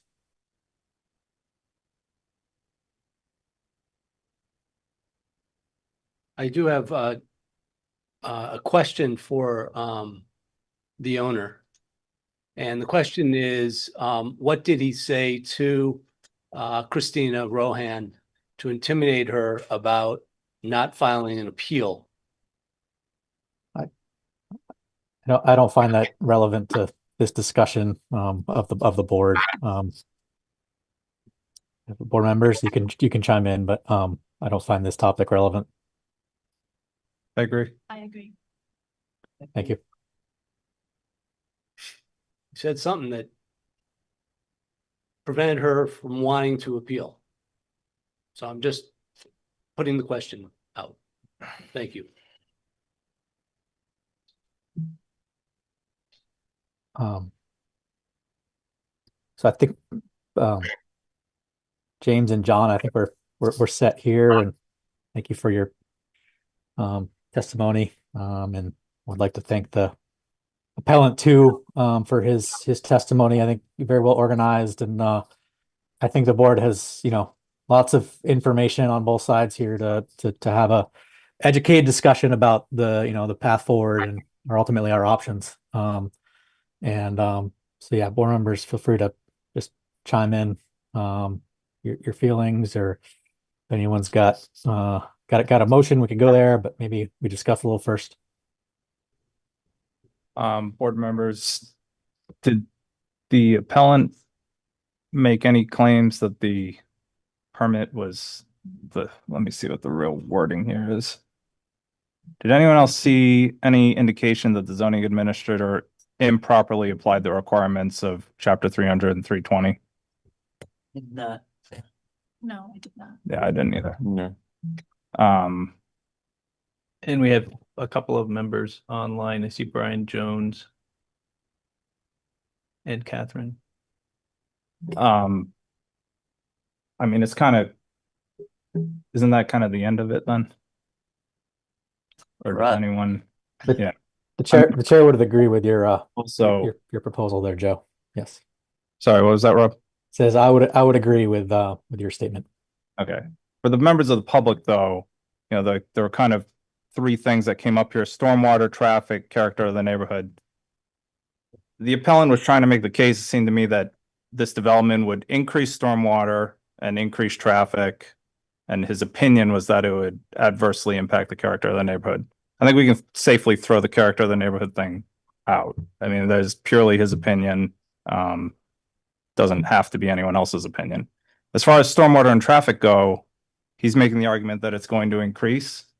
If we were to deny this application somehow based on that, how would we ever do anything? Every development increases runoff. Every development increases traffic.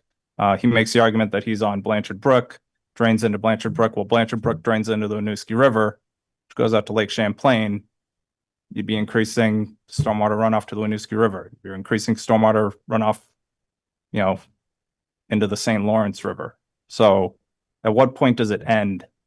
I think for the members of the public, you need to think about these questions, because basically nothing would ever get done, I'd think. And with that said, I am ready to make a motion.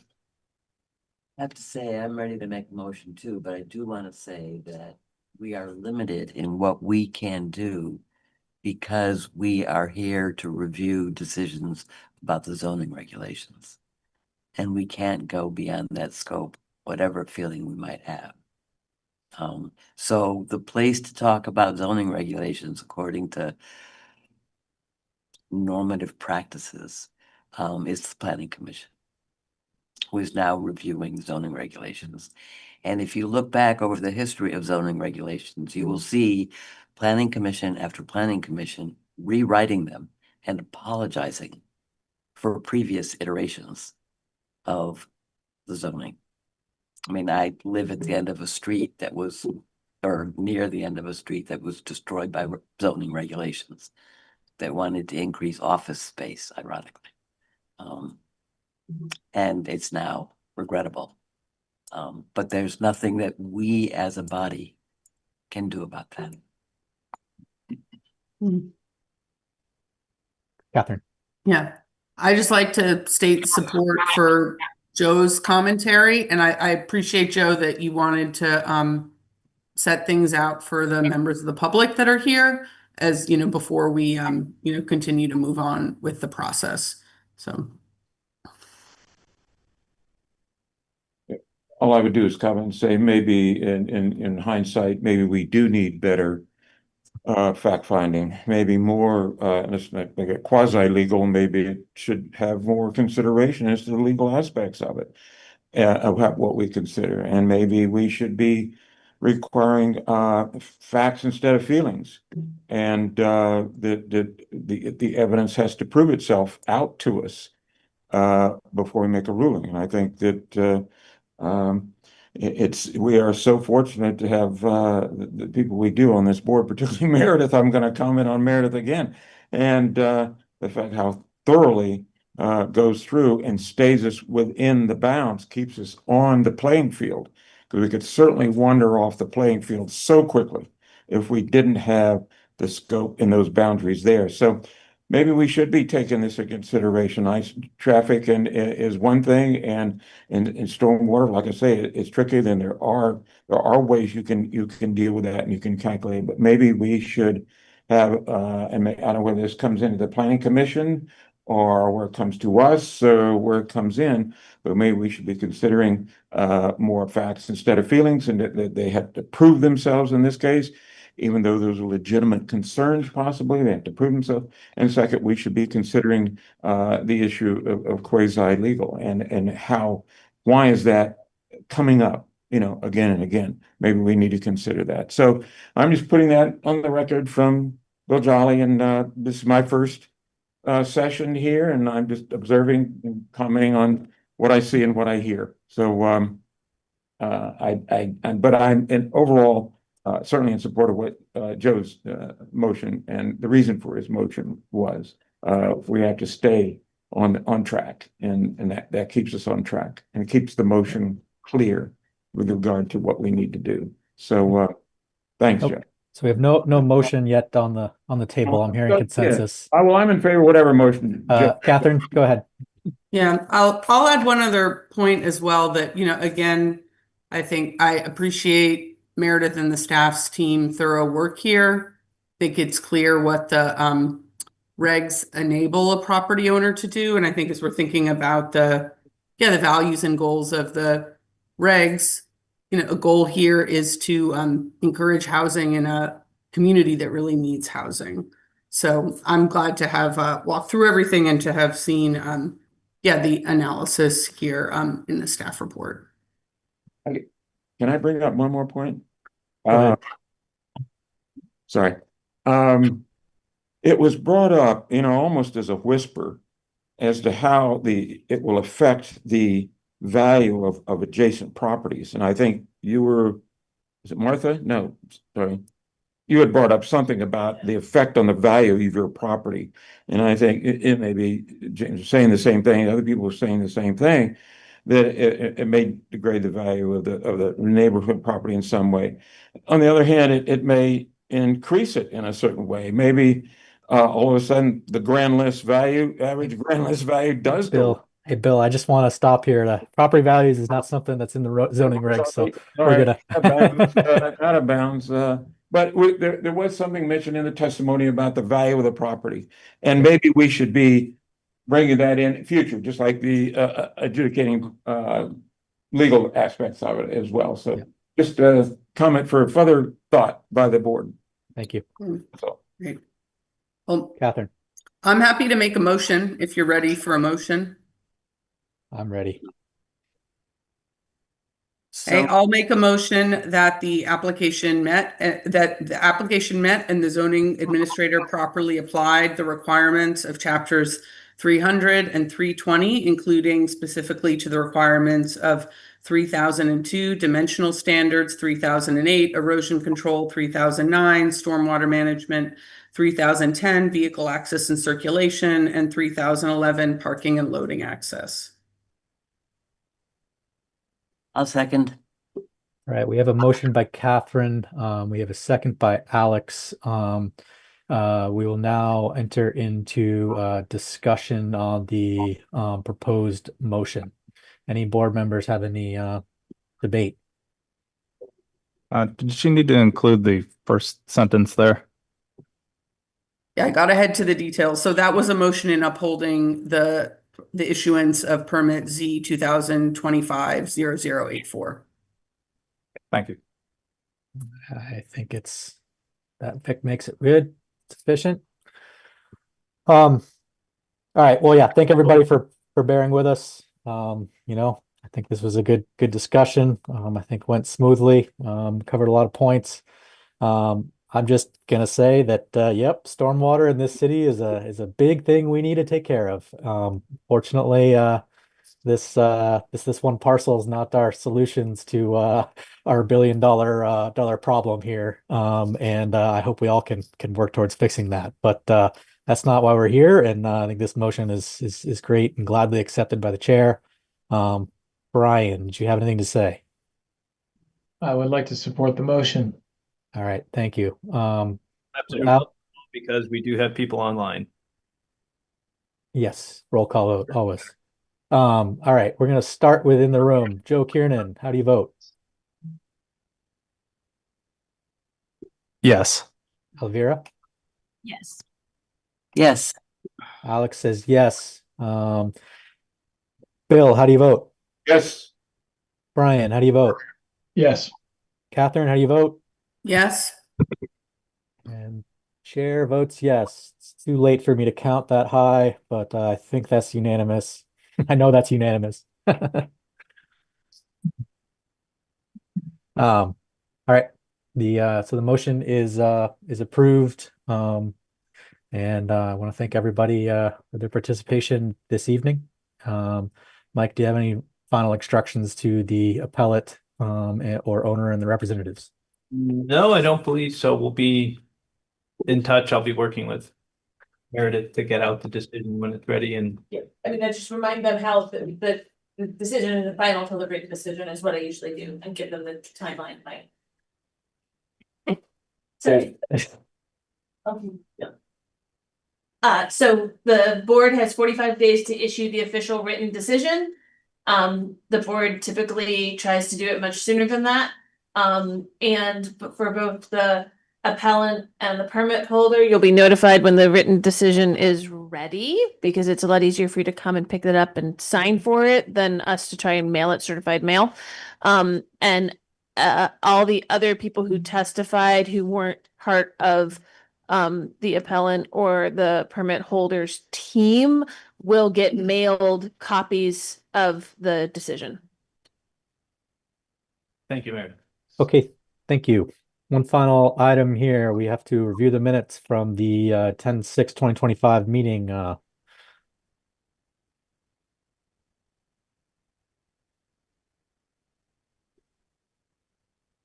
Motion to approve. I'll second. Motion by Joe, second by Alex. All those in favor say aye. Aye. Any nays? Hearing none, the ayes have it. We have minutes approved. All right. Thank you, everybody, again. Next meeting is Monday, November 3rd. There are applications on the agenda, so we need to see you all there. Please let me know if you are not, and staff, if you're not going to be able to make it. We just need to know this stuff ahead of time. And any board members new or whatever have not completed the ethics training that got sent around, please make sure you do that and reach out to Meredith if you need more information or unsure if you did it. Thank you, Rob. Motion to adjourn. Second. Motion to adjourn. All those in favor say aye. Aye. Hi. Nays? Mike, you have anything further? Thank you. Thank you.